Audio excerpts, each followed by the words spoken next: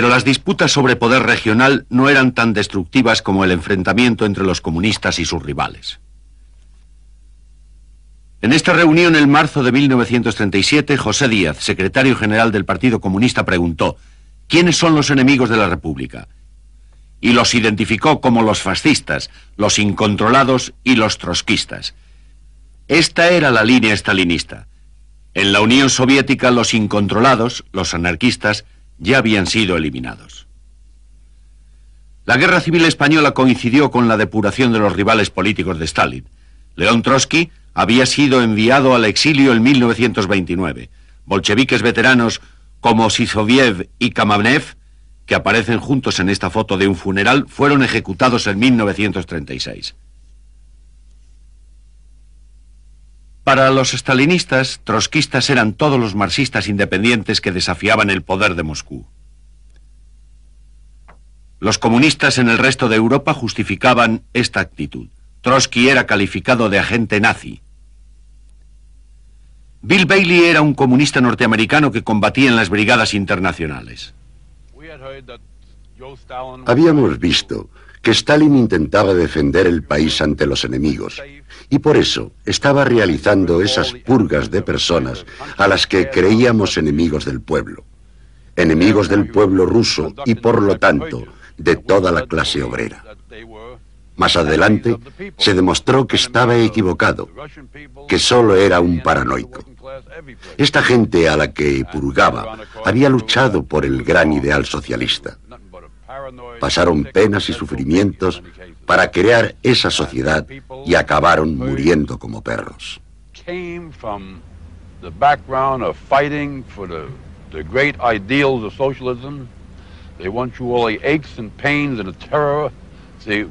Create this society, only to be taken out later as dogs and shot. El POM era un partido marxista independiente que criticaba abiertamente la dictadura stalinista. Para Moscú y para el Partido Comunista Español, el POM era trotskista y por lo tanto colaborador del fascismo. Frank Deegan era un estibador de Liverpool que había venido a luchar en España. Nuestros comisarios políticos nos dijeron que las tropas en el frente de Aragón, la mayoría anarquistas y miembros del POM, conocidos como trotskistas, estaban confraternizando con el enemigo, incluso jugando partidos de fútbol. El 1 de mayo de 1937 se había creado tal tensión política en Barcelona que hubo que suspender la manifestación sindical. Los anarquistas y el POM eran aún poderosos allí. Tanto el Partido Comunista como el gobierno central, con la excepción de los ministros anarquistas, querían imponer su autoridad en Barcelona. El enfrentamiento empezó aquí, en la Telefónica, todavía controlada por los anarquistas. Enriqueta García Cervera era una de las telefonistas de servicio. Y yo estaba en el locutorio. El locutorio estaba delante de la ventana. Y entonces los guardianes de la FAI estaban durmiendo allí.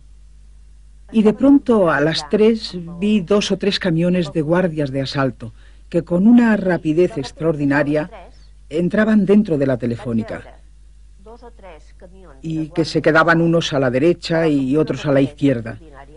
Se veía que en el primer piso estaba el control y fueron subiendo y se oyeron tiros. Entonces, claro, se amontonaron todos.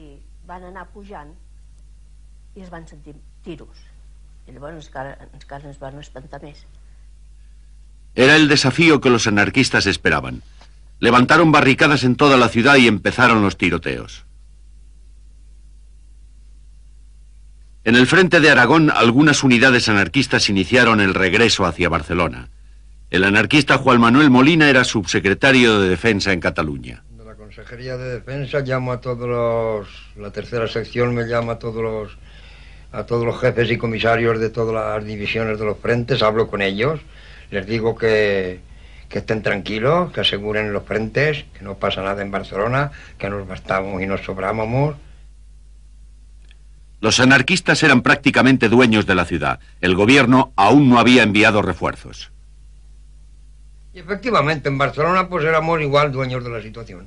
Yo no había intervenido todavía. Todos los cuarteles de Barcelona estaban en mis manos, la dirección. Aparte el Carlos Mas, que estaba rodeado del pueblo, para asaltarlo cuando se diera la orden. Los ministros anarquistas corrieron a Barcelona. Federica Montseny, ministro de Sanidad, habló por radio a sus seguidores. Se trataba de impedir una guerra civil en la retaguardia, haciéndoles comprender que no podía continuar aquello, que había que deponer las armas, que había que terminar aquella lucha fratricida, que hundíamos los frentes, que terminaba la guerra de una manera vergonzosa, que hubiera sido un espectáculo terrible a los ojos incluso del mundo. Las súplicas de los ministros indignaron a muchos militantes en las barricadas. Se sentían traicionados, estaban convencidos de que deponer las armas supondría la derrota final de su revolución. Y entonces allí soy yo todas las barbaridades que te puedes imaginar contra los compañeros que son ministros, ya se han olvidado de que eran obreros y de que una revolución se hace en la calle y en las barricadas, no en los ministerios. Bueno, allí oí, y cuando los cojamos les pegaremos 2 tiros. Allí oí todas las barbaridades y amenazas que pueden, de gente pues muy quemada y además muy fastidiada de intuir que si se rendían las armas allí iba a empezar la represión. Toda la gente tenía un poco en memoria la represión contra los anarquistas en la revolución bolchevique. Y toda la gente pues conocía aquel episodio y estaban seguros de que, como así sucedió en parte, de que íbamos a ser víctimas de una represión por parte de los comunistas. El gobierno de la República envió tropas a Barcelona para combatir la insurrección. Los 5 días de combates callejeros causaron unas 500 muertes. El gobierno central había impuesto su autoridad en Cataluña.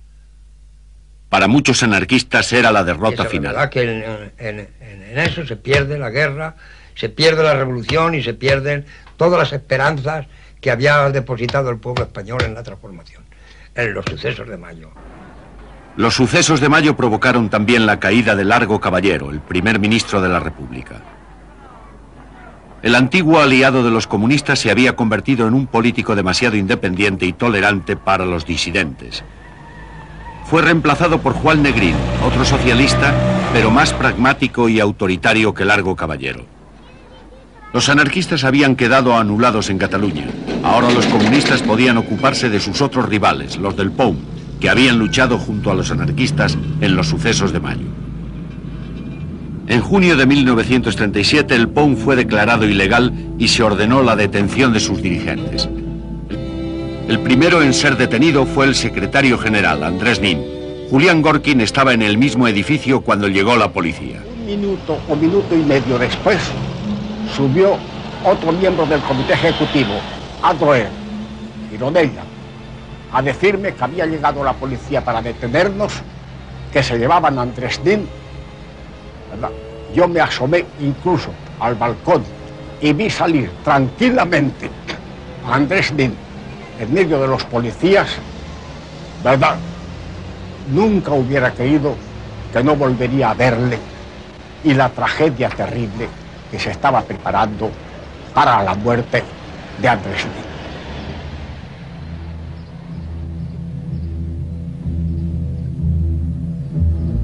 Nin. Nin desapareció. Al parecer fue conducido a la cárcel de Alcalá de Henares y posteriormente asesinado por agentes de Stalin. Los otros dirigentes del POUM fueron detenidos y acusados de alta traición.